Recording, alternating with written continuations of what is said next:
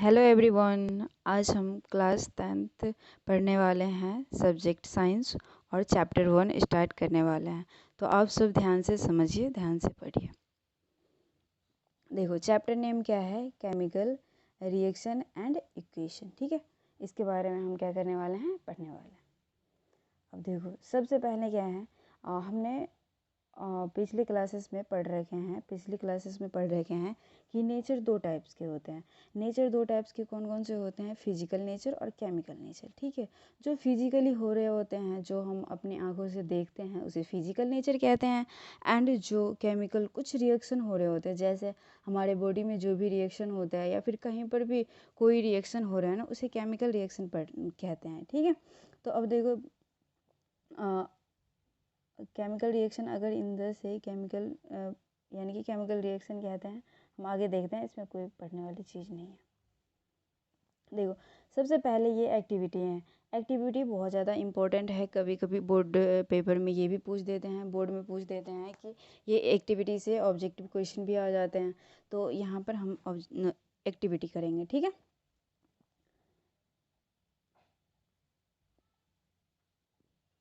तो देखो, फर्स्ट में क्या है कि हम पहले ये जो लाइन है ना, एक्टिविटी 1.1, ये पढ़ेंगे। Clean magnesium ribbon about 3 to 4 centimetre long bye rubbing it's with sand paper. ठीक है, अच्छा ये देखो, ये क्या है?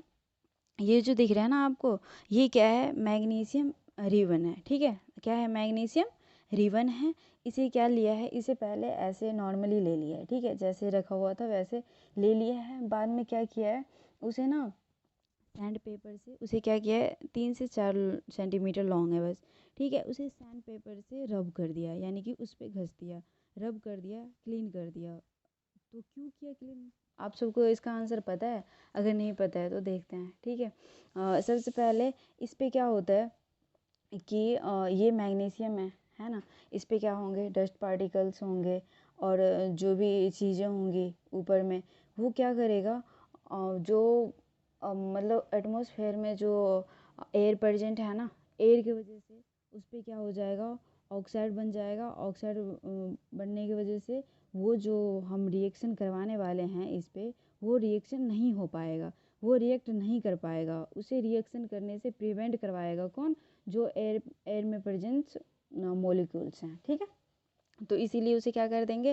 पहले रब कर देंगे, घस देंगे, ताकि उस पर जो भी इम्प्योरिटीज़ हैं, जो भी ऑक्साइड बनाने वाली चीज़ हैं, वो हट जाए वहाँ से। ठीक है, अब देखो, नेक्स्ट नेक्स्ट क्या है कि hold it with a pair of tong. Pair of tong लिया है यहाँ पर, ये चीज़ देख रहे हो आप। ठीक है, ये जो है ना, हाथ में जो पकड़ रखे हैं, वो क्या है?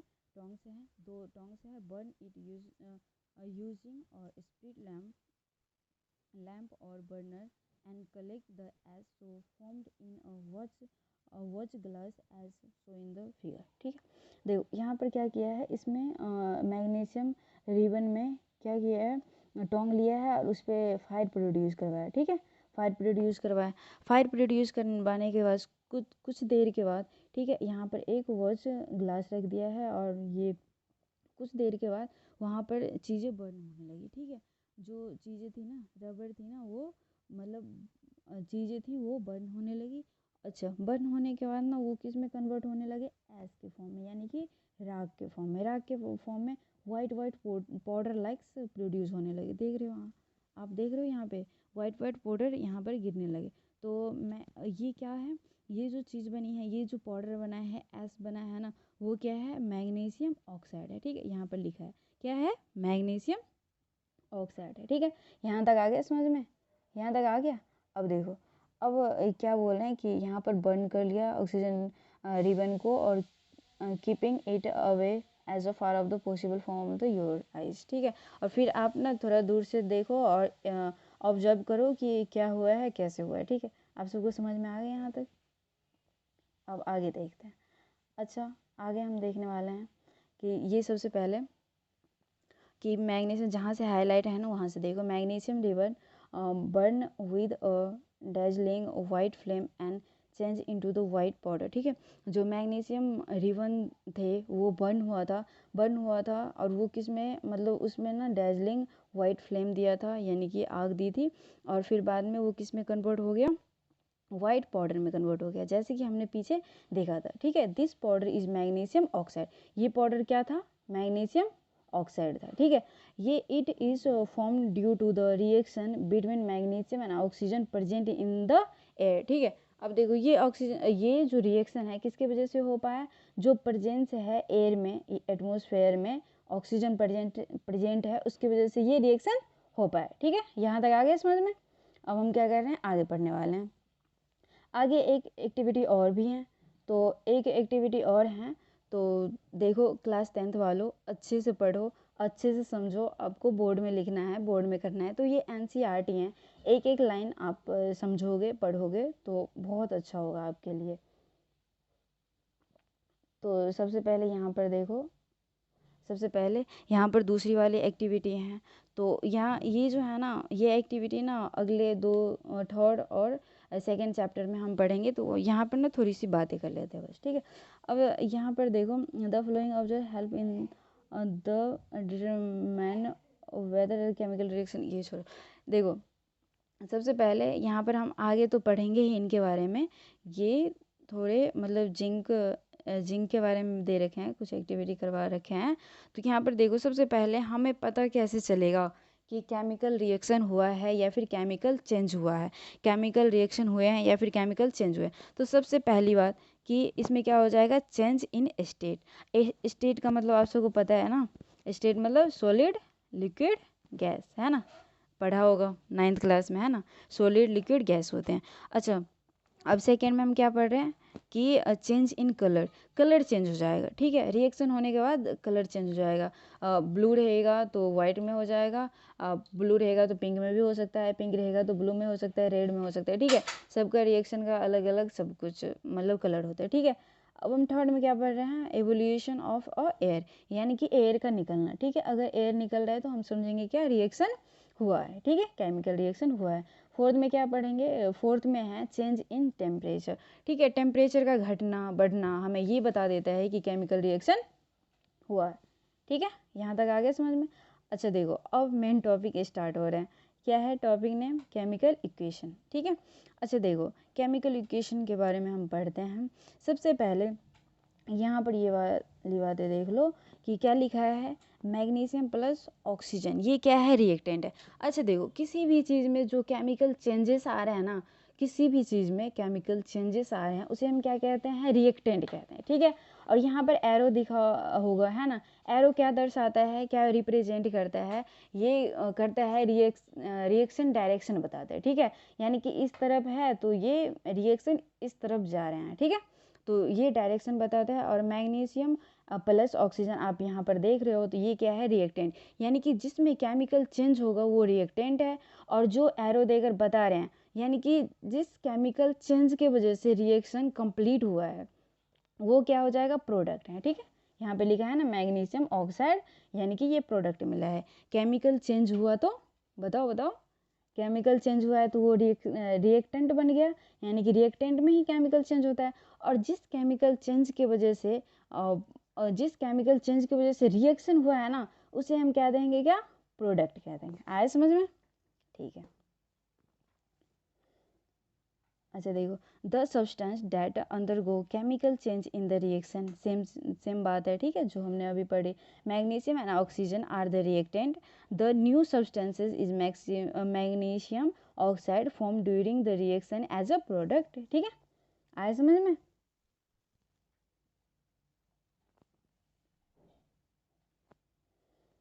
आगे देखो, आगे हम पढ़ेंगे राइटिंग अ केमिकल इक्वेशन। अब देखो, केमिकल इक्वेशन लिखा कैसे जाता है, कैसे लिखते हैं केमिकल इक्वेशन को, ठीक है। A chemical equation represent a chemical reaction, ठीक है। सबसे पहले केमिकल इक्वेशन, हम केमिकल रिएक्शन मतलब कैसे लिखते हैं केमिकल इक्वेशन वो देखते हैं। अब सबसे पहले भी बात पढ़ी थी, ऊपर हमने पढ़ी थी। और यहाँ पर क्या है, मैग्नीशियम है, क्या है, मैग्नीशियम है, ऑक्साइड है, ठीक है। और ये क्या बना रहे हैं, ये रिएक्टेंट है ना, पढ़ा था ना, जिसमें केमिकल चेंजेस होते हैं वो रिएक्टेंट है। तो इसमें क्या हो रहा है, केमिकल चेंज हो रहा है, तो ये क्या है, रिएक्टेंट है। और ये एरो बनाकर हमें MgO यानी कि मैग्नीशियम ऑक्साइड दिखा रहा है, तो ये क्या है, प्रोडक्ट है, ये क्या है, प्रोडक्ट है। अच्छा देखो, प्रोडक्ट है तो यहाँ पर एक मिनट रुक जाओ। अच्छा यहाँ पर बताओ कि इस साइड मैग्नीशियम कितने हैं, इस साइड मैग्नीशियम 1 है, ठीक है, और ऑक्सीजन कितना है, ऑक्सीजन 2 है।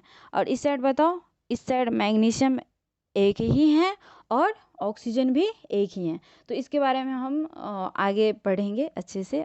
देखो ये क्या है, number of atom of each element on the left hand side and right hand side of the arrow, ठीक है। देखो ये मतलब नंबर ऑफ क्या है, नंबर ऑफ एटम्स है जो कि लेफ्ट हैंड साइड और राइट हैंड साइड प्रेजेंट है। तो ये ना कुछ बैलेंस होते हैं, आगे हम पढ़ेंगे।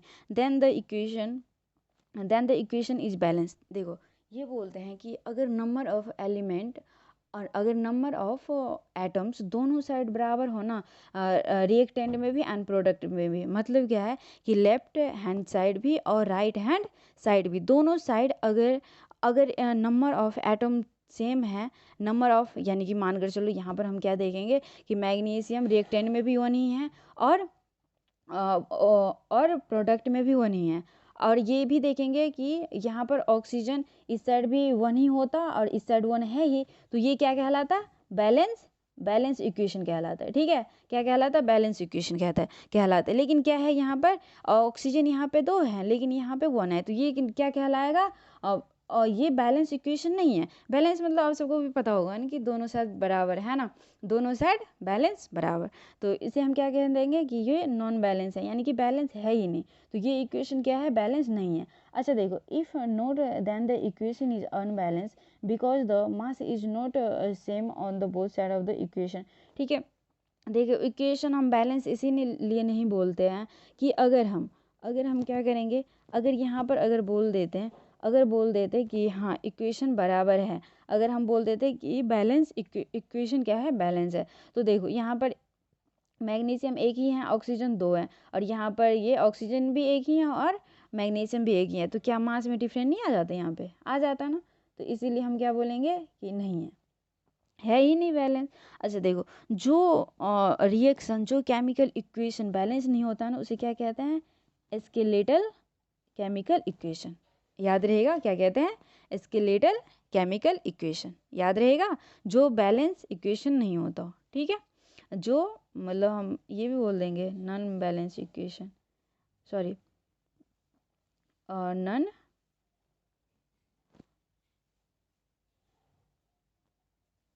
हाँ बैलेंस इक्वेशन यही कहेंगे, ठीक है। अच्छा देखो नेक्स्ट क्या पढ़ रहे हैं, नेक्स्ट क्या पढ़ रहे हैं, नेक्स्ट पढ़ रहे हैं बैलेंस केमिकल इक्वेशन। इसे ध्यान से सुनना, ध्यान से समझना और ध्यान से कोशिश करना कि आ जाए, ठीक है, और आप घर पे भी प्रैक्टिस करना, ये बहुत ज़्यादा इंपॉर्टेंट है, इससे बोर्ड में क्वेश्चन आ जाता है, तो इसीलिए इसे ध्यान से पढ़ो। देखो बैलेंस केमिकल इक्वेशन थोड़े बहुत हमने पीछे पढ़ा है, ऊपर पढ़ा है, तो देखते हैं। देखो बैलेंस केमिकल इक्वेशन, सबसे पहले आपको पता होगा ना कि laws of conservation of mass, law of conservation of mass पढ़ा होगा 9th क्लास में। क्या कहता है, mass can neither be created nor be destroyed in a chemical reaction, ठीक है, कि कंजर्वेशन मतलब जो चेंज नहीं हो सकता है ना, जो चेंज नहीं हो सकता, और मास ना ही क्रिएट किया जा सकता है और ना ही डिस्ट्रॉयड किया जा सकता है, इसके इसीलिए हम ये पढ़ते हैं, ठीक है। The total mass of the element present in the product or chemical reaction has to be equal to that is the total mass of the element present in reactant, ठीक है। यही बात है कि बैलेंस का मतलब यही है, या फिर मास कंजर्व का मतलब हम पढ़ें तो यही है कि दोनों साइड जो रिएक्टेंट है एंड जो प्रोडक्ट है, दोनों साइड क्या होना चाहिए, मास बराबर होना चाहिए। और मास बराबर है तो नंबर ऑफ सेम एलिमेंट यानी कि सेम एटम्स भी बराबर होने चाहिए, कि इस साइड ऑक्सीजन है तो इस साइड भी ऑक्सीजन ही होने चाहिए, अगर 2 ऑक्सीजन इस साइड है तो 2 ही ऑक्सीजन इस साइड भी होने चाहिए, उसे ही हम क्या कहेंगे, बैलेंस केमिकल इक्वेशन कहेंगे। आया समझ में। अच्छा देखो, इक्वल नंबर ऑफ द, यही बातें हैं जो हमने अभी समझी हैं कि the number of the atom of each element remain the same before and after a chemical reaction needed to the balance, ठीक है। बैलेंस होने के लिए दोनों साइड चाहे रिएक्टेंट हो या फिर प्रोडक्ट हो, दोनों साइड क्या होना चाहिए, बराबर होना चाहिए। अच्छा अब यहाँ पर एक बात देख लो, यहाँ पर एक बात देख लो कि जो बैलेंस हम देख रहे हैं कि यहाँ पर क्या है, जिंक है और सल्फ्यूरिक एसिड है, क्या है, सल्फ्यूरिक एसिड है। और यहाँ पर मतलब ये क्या है, हमने पढ़ा था ना, ये क्या है, रिएक्टेंट है। और यहाँ पर क्या बन रहा है, एरो होकर, यानी कि इससे बन रहा है क्या चीज़, जिंक सल्फेट बन रहा है एंड हाइड्रोजन बन रहा है। अच्छा एक बात ध्यान से सुनना, ये बहुत ज़्यादा इंपॉर्टेंट है। अगर आप मेटल को किसी एसिड के साथ रिएक्ट करवाते हो, अगर आप मेटल को किसी एसिड के साथ रिएक्ट करवाते हो तो वो हाइड्रोजन गैस जरूर प्रोड्यूस होता है, प्रोड्यूस ही होता है, ठीक है। तो ये याद रखना। तो यहाँ पर देखो इनका फॉर्मूला अगर देखना चाहोगे तो देख लो कि क्या है, एक मिनट रुक जाओ, कि यहाँ पर क्या है, जिंक है, जिंक में क्या मिला, क्या मिलाया हमने, H2SO4। अच्छा एक बात टेंथ वालों अच्छे से सुन लो कि जो भी फॉर्मूला आप सबको याद नहीं है, अगर बेसिक वीक हैं तो अच्छे से अभी से याद करते जाओ कि सल्फ्यूरिक एसिड ये है, जिंक ये है, ठीक है, अच्छे से याद करते जाना अभी। तो ये क्या है, जिंक है प्लस H2SO4 है, और उसे किस में, यानी कि ये रिएक्टेंट है, उस रिएक्टेंट केमिकल चेंज होने की वजह से जो रिएक्शन हो रहा है वो क्या है, हो रहा है ZnSO4, यानी कि सल्फ्यूरिक एसिड प्लस हाइड्रोजन। और ये बात याद रखोगे कि मेटल के साथ अगर कोई एसिड रिएक्ट कर रहा है तो उसमें हाइड्रोजन गैस प्रोड्यूस होगा ही होगा, ठीक है। अच्छा देख लो, अच्छा हमने यहाँ पर पढ़ा था ना कि क्या पढ़ा था कि नंबर ऑफ, क्या पढ़ा था कि नंबर ऑफ एटम्स, ठीक है। अच्छा नंबर ऑफ एटम्स आप सबको आता है कि कैसे काउंट करेंगे, कैसे क्या करेंगे, ठीक है। देखो पढ़ते हैं कि यहाँ पर क्या चीज़ है, यहाँ पर क्या है, O2 है, ठीक है। O2 क्या आप सब बता सकते हो इसमें नंबर ऑफ एटम कितना है, जल्दी बताओ, कमेंट सेक्शन में बताना, ठीक है। अच्छा देखो क्या है, O2 है, O2 है तो इसमें नंबर ऑफ एटम्स कितने हैं, 2 है। अब देखो एक ऑक्सीजन और एक ऑक्सीजन, कितने हो गए, 2 हो गए, है ना। अच्छा इस हाइड्रोजन में बता दो, हाइड्रोजन में बता दो, अमन बताओ जल्दी बताओ। इसमें क्या है, हाइड्रोजन में 2 है, ठीक है। एक हाइड्रोजन और एक हाइड्रोजन कितने हो गए, 2 हो गए। अच्छा इस वाटर में बता सकते हो, H2O है, ठीक है, H2O है, इसमें कितने हैं हाइड्रो वो atom of, sorry number of atom, 2 hydrogen के एक ऑक्सीजन के, कितने, 3 है, ठीक है। अच्छा इसमें बताओ, बताओ बताओ, देखो इसमें कितने हैं, ऑक्सीजन 2 हैं, ठीक है, ऑक्सीजन 2 हैं, और पीछे में कितने लग रखे हैं, नंबर लग रखे हैं, होल नंबर, तो कितने हैं, 3 है। तो 3 कितने हो गए, 3 2 जा 6, है ना। अच्छा इसमें बता दो मुझे जल्दी जल्दी, इस बार बता ही दो अमन, बताओ। देखो एक सल्फर है और 4 क्या है, ऑक्सीजन है, तो कितने हो गए, 5 हो गए। आ गए समझ में, आ गया होगा।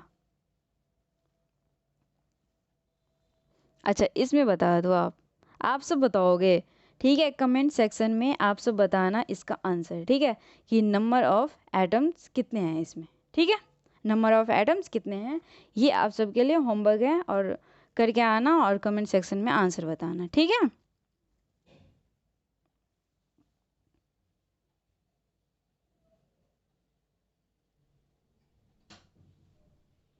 ठीक है, आज के लिए इतना ही, इस वीडियो में इतना ही कवर कर पाएँ, अगले वीडियो में आगे पढ़ेंगे। आप सब अच्छे से पढ़ना, और 10th क्लास वालों अच्छे से पढ़ने लग जाओ, अभी से स्टार्टिंग से अच्छे से कवर करने लग जाओ, वीडियो भी कवर करना है, NCERT बुक भी पढ़ना, एंड खुद से ही सॉल्यूशन करने की कोशिश करना, और खुद से ट्राई करना, और NCERT पढ़ के ज़रूर आना। Thank you for watching, and like भी कर देना, सब्सक्राइब भी कर देना। थैंक यू, अच्छे से पढ़ना।